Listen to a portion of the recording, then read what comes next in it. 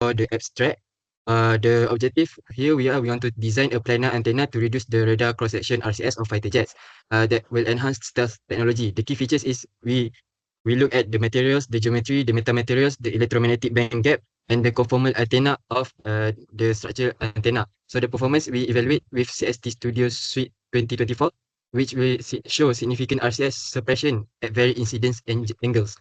So this application used in military aircraft and applicable to drones and autonomous vehicles. So next introduction. So the importance of RCS reduction. RCS will measure the object's ability to reflect radar signals. It is critical for stealth technology. So low RCS benefits, it will avoid radar detection and improve operational effectiveness and gain a strategic edge in combat. So the challenges with conventional antennas, flat antennas produce significant radar reflection, making them detectable. So our proposed solution is planar antenna with fractal or slotted radiating patch and radar absorbing materials, which is Rogers RT. So the frequency range operates from 1 GHz to 18 GHz. And the materials used is frequency selective surfaces, FSSS, and metamaterials for wave control and stuff.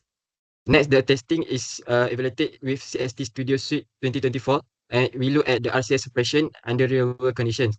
And the design adaptation is we use conformal shaping to align with fighter jet contours, minimizing sharp edges and reflection. So the application, it will enhance stealth for fighter jets.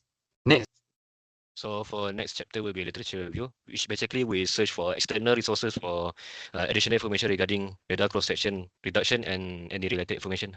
So basically what we find four main point here. So basically we find the fundamental principles of radar cross-section and antenna interaction.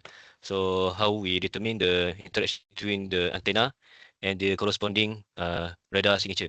So next are the metamaterial and metasurface, which is the main factor for determining an aircraft radar cross-section. For the third point are the application and the emerging trend for stealth technology, which basically under the application of radar cross-section reduction. So the final application will be the computational technique and multidisciplinary approaches for radar cross-section analysis. And finally will be the challenge and future direction. So as you can see, the radar cross-section are a key aspect for military advancement. Without it, fifth generation stealth aircraft will not be possible. So to conclude, radar cross-section reduction has witnessed significant advancement. As the field continue to evolve, the integration of emerging technologies promise to unlock new possibility for radar cross-section reduction. So I'll pass to Zu Azman. Okay, so next I would like to talk about the methodology of our project. So as you can see here, we want to talk about if you want to make our fighter jet become invisible, we need to reduce our RCS. Let's go down.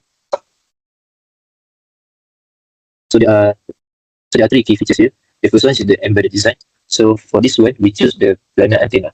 The second one is the RCS reduction. So RCS reduction, we need to focus on the type of material put on our antenna. Lastly, low RCS signature, which is the optimal shape of our antenna. So this one we'll talk more about this more in our optimization part. So this is our proposed design. The first one, just like what I say, the most important thing is the structural modification. So we take the planar antenna. So there are a lot of things that we can change, whether we want to change the title of slanted placement, slanted geometry, or surface shaping. So next one. Second one, the most important thing is the material of our antenna. So the most, maybe the good material is AEM, radar absorbing material, which is can absorb the incident radar wave so that it can reduce the RCS more. So the example of AEM is carbon-based, composite, conductive polymer, or reactive ferrous. So second one is the metamaterial, just like what my friend Akif has said. The third one is the frequency selective surface. Okay, so as you can see here, this is our planar antenna design. So there are three components that we need to see. The first one, as you can see here, is the patch. The second one is the substrate, and the below the substrate is the ground. So for the substrate, we use Rogers RT. Okay, why we use Rogers RT? Because before this, we tried to use the other metamaterial and other raw material. Unfortunately, the CST software cannot process the height of the increase of the mesh. So we choose the Rogers RT. So next, for the radiating patch, we choose the closely polycarbon, which is one of the metamaterial that we can use. And then for the ground, we just use the material which is called PEC. So we have talked about the shape, we have talked about the material. How about the frequency that we need to consider? So as we can see, we got 4 bands: S band, KU band, C band, and L band. So this type of band is the famous band that has been used in the radar in the military world. So the S-band is around 8 to 12 GHz, Q-band 12 to 18 GHz, C-band 4 to 8 GHz, L-band 1 to 2 GHz. So because we want to cover all of the range of the frequency, so we use 1 to 18 GHz. And why we use the planar antenna? Because it is cost effective, it's cheaper, and the size also is very compact size and is adaptability to the specific steel and performance requirement. So this is the simulation of the proposed design. So this is our planar antenna. The red one is the waveguide from the radar. So we got three cases: theta equal to 0, theta equal to 15, and theta equal to 60. So theta is the angle of incidence of our waveguide to the antenna. So as we can see here, the higher the theta, the lower the RCS. But this is good for our antenna. So what we do next is we try to optimize our antenna by make the antenna become conformal. What is conformal? So we further optimize the antenna by shaping the antenna into the shape curve or steel field jet to mimic a conformal light structure. So why? Because we want to ensure smooth transition between the antenna and the aircraft body, reducing scattering edge. So as we can see here, this is what we call conformal antenna. So we also test with three cases. First one, theta equal to 0, theta equal to 15, and theta equal to 60. So just like I said, theta is the angle of incidence. So this is the result. As you can see, the higher the theta, the lower the RCS. So how the conformal and the planar antenna are very different with each other. So I will pass to Fai to continue. For the result analysis and discussion, so first off, we start with the proposed design. So planar antenna performance started with estimate with three cases, which is with value of theta 0, 15, and 60 degree respectively. So what we can observe from this cases is that the RCS was highest at normal incidence, which is theta equal to 0 degree, looking at 8 GHz. And as we know, as the angle increased, the RCS dropped, but instability remained at higher frequencies. So the flat design made it highly detectable at certain angles and frequencies, clearly a limitation for stuff. So we don't want this. So what we have to do is we have to optimize the antenna. So we address this by reshaping the antenna into a curve, which is a conformal design which follows the Jet's natural curve. This reduces the scattering edges and improves stuff performance. So what we can observe is that the RCS values are generally lower than those of the planar antenna for all angle of data. And the peak RCS at normal incidence is less pronounced compared to the planar antenna, and the RCS across the frequency range shows smoother and more control heavy, especially at higher levels. So this shows that with a conformal design, the stuff the jet become more stealthy and hard to detect the radar. So this behavior, the curve of refraction reduces the direction of reflection of radio signals, leading to more the energy protection pattern.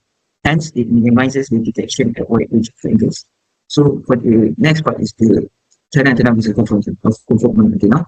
So what we can highlight this is that planar antenna has higher at normal incidence theta equal to 0 and is poor to significant pressure at theta equal to 0, while the conformal antenna is lower and more distributed across angle from the aspect of peak RCS, and for the aspect of is better due to lower and distributed RCS. So for the discussion, this view of the planar antenna for RCS using three cases was tested before, which is 0, 15, and 60 theta.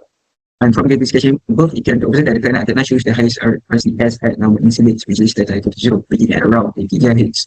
So this planar antenna at the present is reflecting more energy and its performance degrades are higher angle, hence it's less of the some angles. And this angular sensitivity puts the onus of attention to realize better performance in stuff application. And to work out this limitation, the planar antenna was reshaped in conformal structure with smooth curve that goes in stuff for the jets.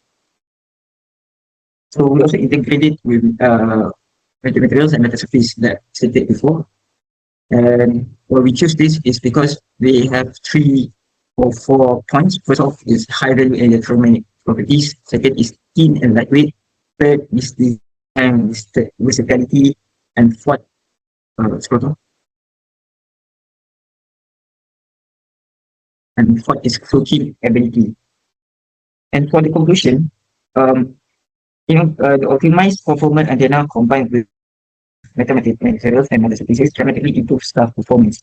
It reduces radar visibility across all angles and frequencies, making staff jets harder to detect even with advanced radar system. And hence, this innovation is a step forward in ensuring the next generation of stealth aircraft is ahead of modern detection technologies. And with that, thank you.